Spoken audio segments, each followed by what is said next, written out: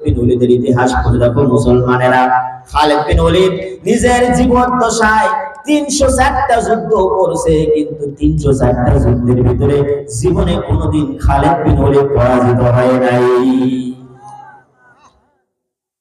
ইয়ারমুকের ময়দানে এই রোমানদের সঙ্গে একবার লড়াই হবে। লড়াইয়ের জন্য তারা গেছে। রাতের বেলায় রোমান সম্রাট হেরাক্লিয়াস ওই সময় আসনে সমাসীন ছিল। হেরাক্লিয়াস রাতের বেলায় বাহিনী পাঠায় দিয়েছে গোয়েন্দাদেরকে, যাও মুসলমানদেরকে দেখে আসো, মুসলমানদের তাঁবুর ভিতরে গিয়ে ঘুরে আসো, দেখো ওরা মুসলমানেরা কি করে রাতের বেলায়। গোয়েন্দার লোকেরা আসলো, আসার পরে দেখে তাঁবুর ভিতরে মুসলমানেরা কেউ দাঁড়ায়া দাঁড়ায়া কান্দে, কেউ রুকু দিয়া কান্দে, কেউ সিজদা দিয়া কান্দে। হেরাক্লিয়াসের গোয়েন্দা বাহিনীর লোক হেরাক্লিয়াসের কাছে গিয়ে রিপোর্ট করতেছে, জাহাপনা আমরা মুসলিম শিবিরে গিয়ে যা দেখে আসলাম তাতে আমাদের মনে হয়েছে ওরা স্বেচ্ছায় যুদ্ধ করার জন্য আসে নাই, মুসলিম শাসক তাদেরকে জোর করে আমাদের বিরুদ্ধে যুদ্ধের জন্য পাঠিয়ে দিয়েছে। তার কারণ হচ্ছে আমরা যে দেখি কিছু লোক দাঁড়ায়া দাঁড়ায়া কাঁদতেছে, কিছু লোক বসে বসে কাঁদতেছে, কিছু লোক সিজদা দিয়া কাঁদে। ওরা তো আর জানে না মুসলমানদের চরিত্র। দিনের বেলায় তারা ঘোর সোয়ার করে, ফুরসানুন বিল্লাইল ওয়া রুহবানুন বিন-নাহার। দিনের বেলায় ওরা যুদ্ধের ময়দানে থাকে, আর রাতের আধারে যায় নামাজে দাঁড়ায়া আল্লাহর সামনে চোখের পানি ফেলে। এরা হচ্ছে মুসলমানদের চরিত্র।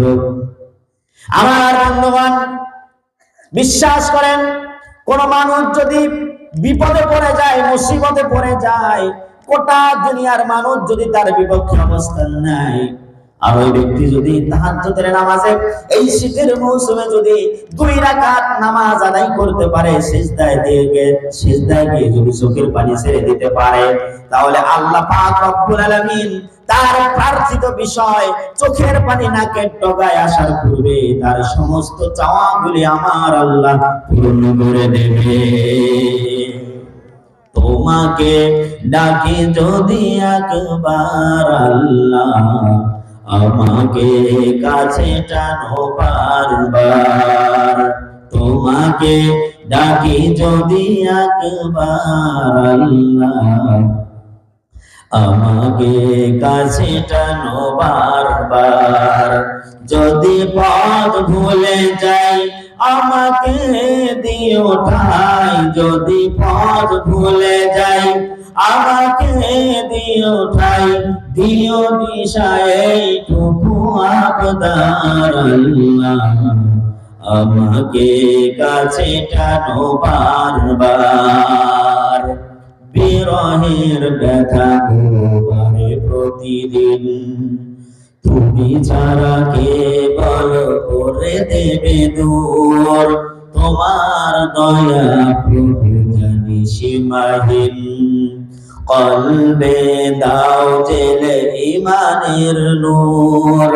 বেলা শেষে কেউ নেই সান্ত্বনা তোমাতেই, বেলা শেষে কেউ নেই সান্ত্বনা তোমাতেই, তুমি ছাড়া নেই কেহ আমার আল্লাহ, আমাকে কাছে টানো বারবার। তোমাকে ডাকি যদি একবার আল্লাহ, আমাকে কাছে টানো বারবার। সকলেই বলুন আমিন। আমার বন্ধুগণ, রোমান সম্রাটের গোয়েন্দার লোকেরা যখন তার কাছে গিয়ে বলল, জাহাপনা ওরা স্বেচ্ছায় আমাদের মনে হয় যুদ্ধ করার জন্য আসে নাই, ওরা নিজেদের ইচ্ছার বিরুদ্ধে আমাদের বিরুদ্ধে মোকাবেলার জন্য এসেছে। কারণ রাত থেকেই তারা কান্নাকাটি আরম্ভ করে দিয়েছে, কিভাবে আমাদের বিরুদ্ধে মোকাবেলা করবে। রোমান সাম্রাজ্য তদানীন্তন সময় ছিল সুপার পাওয়ার, ওদের অস্ত্র শস্ত্র বেশি ছিল, গোটা পৃথিবীর মানুষেরা তাদেরকে পরাশক্তি হিসাবে মানত। এইবার সকালবেলা রোমান সম্রাট বলতেছে, ঠিক আছে তাহলে সকালবেলা 60,000 বাহিনী গিয়া শুধুমাত্র মুসলমানদের শিবিরে মার্চ করে আসবে, যুদ্ধ লাগবে না, ওরা তোমাদের 60,000 বাহিনী যখন তাদের সঙ্গে যাবে, তোমাদেরকে যখন অস্ত্রে শস্ত্রে সজ্জিত দেখবে, তখন ওরা তাবু ছিঁড়ে পালায়া মদিনায় চলে যাবে। যুদ্ধ লাগবে না, যুদ্ধে কেল্লা ফতেহ হয়ে যাবে। মুসলমানদের আমির ছিল, মুসলিম সেনাপতি ছিল হযরত উবাইদা ইবনুল জাররাহ রাদিয়াল্লাহু তাআলা আনহু। উবাইদা ইবনুল জাররাহ রাদিয়াল্লাহু আনহু ফজরের নামাজের পরে মুসলমানদের দিক ফিরেছেন। এমন সময় রোমান সম্রাটের 60,000 বাহিনী মুসলমানদের শিবিরে এসেছে। তাবুর পাশে দাঁড়ায়া বলতেছে, ওই মুসলমানেরা, তোমরা নাকি বলে থাকো মরলে শহীদ হবে আর বাঁচলে গাজী হবে। তোমাদের ভিতর থেকে কে আসো শহীদ হতে চাও, আমাদের সামনে আসো, তোমাদেরকে কলা কেটে শহীদ বানায়া দেব। ক্রিটিসাইজ করে বলতেছে। উবাইদা ইবনুল জাররাহ বলেন, ও আল্লাহর রাসূলের সৈনিকেরা, তোমাদের ভিতরে এমন কোন একজন ব্যক্তি আছো যে একাই এই 60,000 বাহিনীর বিরুদ্ধে মোকাবেলা করবে? একজন সামনের কাতার থেকে দাঁড়ালেন, ওগো সেনাপতি, আপনি আমারে অনুমতি দেন, আমি একাই 60,000 এর বিরুদ্ধে মোকাবেলা করব। হযরত উবাইদা ইবনুল জাররাহ বলেন, না, তোমাকে অনুমতি দেওয়া হবে না, তুমি বসো। আরেকজন দাঁড়ালেন নেক্সট লাইন থেকে।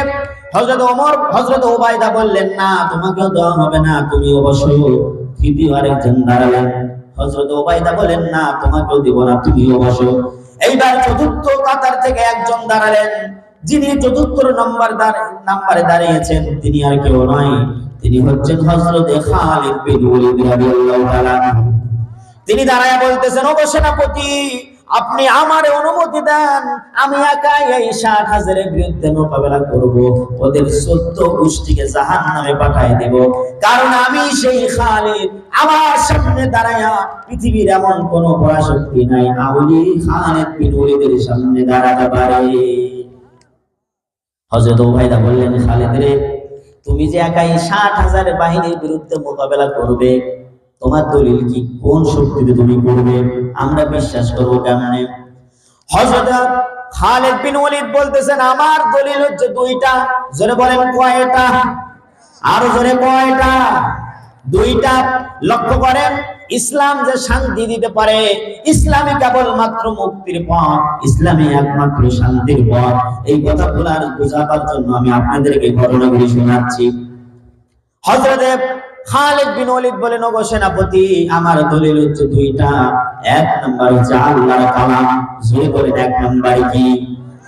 আল্লাহ রাব্বুল আলামিন সূরাতু আলে ইমরানের 139 নাম্বার আয়াতের ভিতরে বলেন, ওয়ালা তাহিনু ওয়ালা তাহজানু ওয়া আনতুমুল আ'লাউনা ইন কুনতুম মুমিনিন।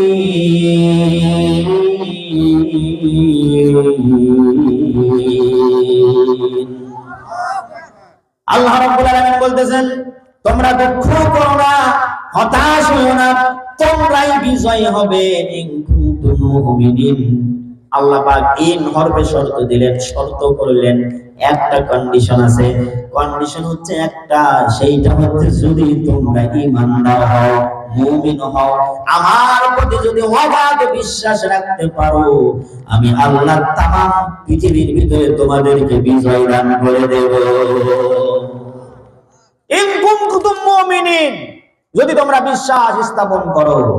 ঈমান এটা মহামূল্যবান সম্পদ। এই শক্তির সামনে পৃথিবীর কোন শক্তি দাঁড়াতে পারে না। কথা বলেন ঠিক কিনা? তার চাক্ষুষ প্রমাণ হচ্ছে আফগানিস্তান। 20 বছর আমেরিকা তাদের বিরুদ্ধে লাগছে। 20 বছর পরে হিসাব নিকাশ করে বলতেছে, সাইরা দে মাকাইন্দা বাসি ভিক্ষা চাইনা কুত্তা খেদা। আরো যদি 20 বছর এদের বিরুদ্ধে যুদ্ধ করি, তাহলে আমাদের অর্থনীতিতে ধস নামবে, আমরা আর পরাশক্তি হিসাবে পৃথিবীতে মাথা উঁচু করে দাঁড়াতে পারবো না। প্লেনের চাকা ধরে পালাইছে, ঠিক কি? এরপরে গত কয়েকদিন পূর্বে সিরিয়ায় বাশার আল আসাদ, তার বাপ হাফিজ আল আসাদ, বাপ বেটা মিলে 50 বছর সিরিয়ার মানুষদেরকে কষ্ট দিয়েছে, লক্ষ লক্ষ মুসলমানদেরকে নির্মমভাবে হত্যা করেছে। এক পাগড়িওয়ালার তরবারির সামনে 50 বছরের মস্তক টিকতে পারে নাই। কথা বলেন ঠিক কিনা? এর নাম হচ্ছে ঈমানি শক্তি।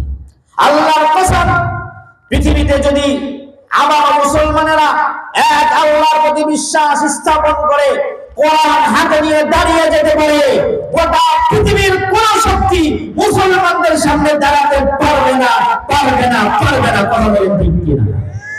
কোনদিন পারবে না।